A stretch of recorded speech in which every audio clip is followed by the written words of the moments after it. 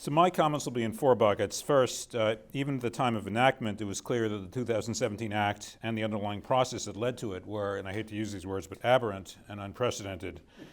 By analogy, think of how the rule of law has been challenged recently at the Justice Department. The 2017 Act wasn't as far from accepted practice as that, but it did represent a startling departure from nonpartisan norms that reflect basic principles of sound governance. My second point is that since 2017, we've seen a mix between confirmation of the 2017 Act's aberrant character with good faith cleanup crew efforts under challenging circumstances by the professionals at the Treasury Department and the IRS. We've also learned, and you're not alone in this, that the Act looks better from abroad than it does from up close at home. Third, with all that said, the 2017 Act did take on genuine problems, and it addressed aspects of the prior tax regime that needed rethinking, but in so doing, it gave undue heed to theories that had more sway academically 15 or 20 years ago than they do today. I think we're on the same page about that. Fourth, it's very hard to say where we go next. Okay, so my first topic, I realize that calling the 2017 Act aberrant and unprecedented is setting the language bar pretty high. But here are a few reasons why I say this. First, reflecting the proponents' deliberate choices, it was the least professionally competent major tax legislation in modern U.S. history. The staff did its best, but the process was so rushed and secretive that inevitably it was botched in both big ways and small ones. And we've heard this from other panelists already today. That's not how you should operate when you're dealing with something as complicated as our tax code and our economy, but partisans who wanted a victory for themselves, and as they candidly admitted, for their donors, really didn't care. Consider, and I'm sorry I'm repeating what others have said, so maybe I'll abbreviate this part, the Tax Reform Act of 1986. Without idealizing it, though I was a staffer there, it took 2 years, there were multiple hearings and drafts, there was broad public input, there was Treasury 1, there was Treasury 2, the House bill, the Senate bill. All these things evolved in real time in public, and there was a lot of input from all kinds of people. Then finally you had the House Democrats and the Senate Republicans getting together to negotiate it out, and it was sort of a quasi-public process. Here you had a secret process that was run behind closed doors over a few weeks. Another point about the 2017 Act we've already heard today is that it's really disgracefully fiscally irresponsible. The proponents aimed to lose $1.5 trillion in revenue over 10 years because that was the most they could get through the Senate. They did this in the face of both an ongoing economic expansion and long-term fiscal shortfalls, which we've been hearing about. But even that wasn't enough for them, so they used deceptive phase-ins and phase-outs to create a much bigger long-term revenue loss if the policies remained in place that they wanted than was readily apparent, because there are various phase-outs they don't actually expect to let happen. Now, the Joint Committee on Taxation, doing its best but under severe political pressure, estimated that dynamic responses might lower the 10-year revenue loss to only $1 trillion. Even at the time, this was clearly over-optimistic, as reputable independent forecasters such as the folks at the Penn Wharton Business School, sorry to mention a rival, found. By now, it's apparent that the actual revenue losses are exceeding even the so-called static forecasts. Third, the 2017 Act had numerous features that were designed in less than good faith to reward friends and donors while punishing those outside the favorite circle. Let me give you a few examples. One was the deliberately not addressing the use of lower corporate rates as a tax shelter by wealthy owner employees who don't need to pay themselves salary or dividends. There's a provision in present law that covers that sort of tax shelter use of corporate entities because the issue goes back 100 years. But the Act's proponents deliberately neutered it midway through the process. A second giveaway was the so-called pass-through rules, which handed a giant tax break for no good policy reason to people in favored industries. Who qualified versus who doesn't was decided sociologically. Business elite, yes. Professional elite, no. You also had key senators who would benefit financially from the pass-through rules who didn't agree to vote for the act until it was changed in their favor. Not to mention you had a member of the Senate leadership getting handwritten modifications inserted to the final Senate draft of the pass-through rules so as to extend its benefits for no good reason to major campaign contributors in the financial industry. Against this background, the newly enacted restrictions on itemized deductions for state and local taxes, which despite your comments, in a different context would have been defensible in a lot of ways, but in the context of these other giveaways, this otherwise defensible takeaway looked a lot like spiteful score settling directed at the blue states. In some, there are ways that the Act's core principle seems to have been that the following: our friends win and the others lose. Does that sound familiar, given recent headlines we've been seeing in other substantive areas? Okay, next, developments since 2017. Three of the main things that merit attention are the Act's economic playout, its reception abroad, and the domestic regulatory process. I'll just say a word about each. They've been covered a bit. First, the economic playout has been unsurprising. We've seen, for example, immense revenue loss. We've seen an economic stimulus when it wasn't really needed, and that was done when it was done rather than earlier when it was needed more, purely for cynical political reasons. Apart from the stimulus, we've seen a lack of big positive effects on investment, employment levels, or wages. We've also seen large tax planning effects. And I'd say about the stock buybacks, it's not clear that they made things worse than if they hadn't happened. But on the other hand, that really wasn't what the proponents said they were looking for. Now, again, I've noted even before today that the Act's reception abroad has been surprisingly positive. Its mercantilist features, such as the so-called FDII rules, proved sufficiently feeble to be ignored. Its other international features have something in common with Monet's water lilies, but not entirely in a good way. That is, they look great from a distance, but not so good from up close. So they've inspired thoughts of imitation abroad that one hopes will be less flawed in the execution than in the enacted US versions. Okay, so my third topic is I still have a little more about this. Third, I want to say something about the regulatory process. This was a huge job given the 2017 Act's chaos. Provisions that took effect 10 days after enactment were too underspecified and full of mistakes and holes to be applied easily by either taxpayers or the IRS. Against that background, the professionals at the Treasury and the IRS, despite being understaffed, mainly did a great job of providing as much rapid guidance as was humanly possible. But there were also a few disturbing giveaways in the regs, often contrary to the text or apparent intent of the statute, that may have reflected lobbyists' influence. This suggests a dangerous growth area for the broader decline of the rule of law in our country. If regulations contradict the statute in an anti-taxpayer way, those who are adversely affected can go to court and get them struck down. But if a legally unsupportable regulation favors the directly affected taxpayers, no one has standing to challenge it. This may prove to be a growth area for unlegislated tax cuts for favored interests.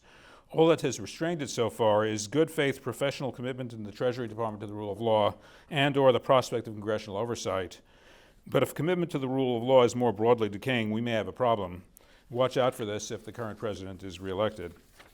Okay, so my third topic is genuine problems but outdated thinking.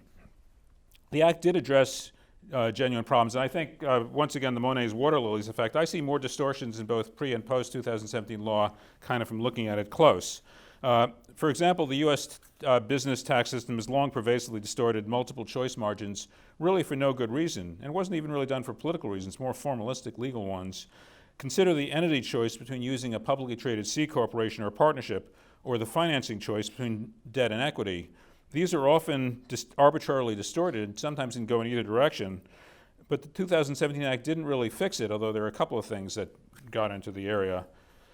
Another issue was pervasively disparate tax burdens by industry. Even before 2017, U.S. tax law unduly favored real estate and the energy industry, just to name two. Unfortunately, the 2017 Act made those biases worse. Another pre-2017 issue was the U.S. statutory corporate rate, which stood at 35%, or significantly higher than in most peer countries. Now, the effective rates on U.S. companies were not necessarily above the norm, and may even have been below it. But at a minimum, the fact that our high statutory rate was an outlier clearly merited attention. I think you've suggested some reasons for that. Now, the U.S. also stood alone, and still does, in not using the VAT, or value-added tax.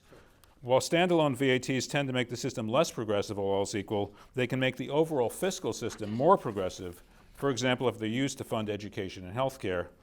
The House Republicans briefly toyed with enacting a disguised VAT, but perhaps mercifully, all things considered, they ended up backing off. Finally, our international tax rules for taxing multinational firms were both an outlier and a mess. In sum, there was ample reason to do something in 2017, and indeed even to do something quite major. But we ended up with a bizarro world remake of the '86 tax reform. There, the idea was lower the rates and broaden the base while preserving prior revenue levels and the prior level of progressivity. This time around, Congress lowered the rate all right, but it also narrowed the tax base in many ways, lost huge gobs of revenue, and showered tax cuts on people at the top, with all of this to be funded over the long term by the less affluent. In any event, and I think this is Professor Stiglitz talked about this, the intellectual consensus in tax policy simply is not as much in favor of lower rates or lower taxes on capital as it used to be. And the reasons for this include the rise of rents and of high-end inequality. The 2017 Act's proponents were too sealed up in a Reagan-era time capsule to realize this or care. By the way, it really is time to bury the term tax reform. It used to denote a specific policy agenda, namely cutting the rates and broadening the base, but now it really just means stuff that the person who's using the word happens to like. So let's kind of not use that word anymore. It doesn't really help. Turning to international taxation, this isn't the right occasion for diving into technical detail, but suffice it to say that the two most ambitious and important international provisions, GILTI and the BEAT, combine interesting features that deserve their plaudits abroad with some really egregious design flaws. Okay, finally, where will tax policy go next? And don't worry, I haven't gotten dark yet. Just wait and see. My last topic is where we are headed next in U.S. tax policy. Unfortunately, this is very unclear for two sets of reasons. The first is the 2017 Act's built-in instability, which we've already heard a bit about. The second is the current state of U.S. politics. Unstable is almost too mild a word for it when you have immense revenue losses that are creating $1 trillion annual deficits amid an economic expansion and no major fiscal challenges such as funding a world war. Plus, consider all the expiring provisions that the proponents want to keep. As for U.S. politics, I probably shouldn't discuss here all that I've been thinking recently, and I know I'm not alone. But suppose you agree with me that democracy and the rule of law are fundamentally under threat. The likely effects on tax policy might not be the first play out of all that comes to mind, but they are there. For example, normally you would expect, whether you're in the left, the right, or in between, that there's going to be a pendulum. There's kind of more conservative legislation, then more progressive legislation, back and forth, and it's just going to keep happening. Am I confident that we're still in that world? I don't know.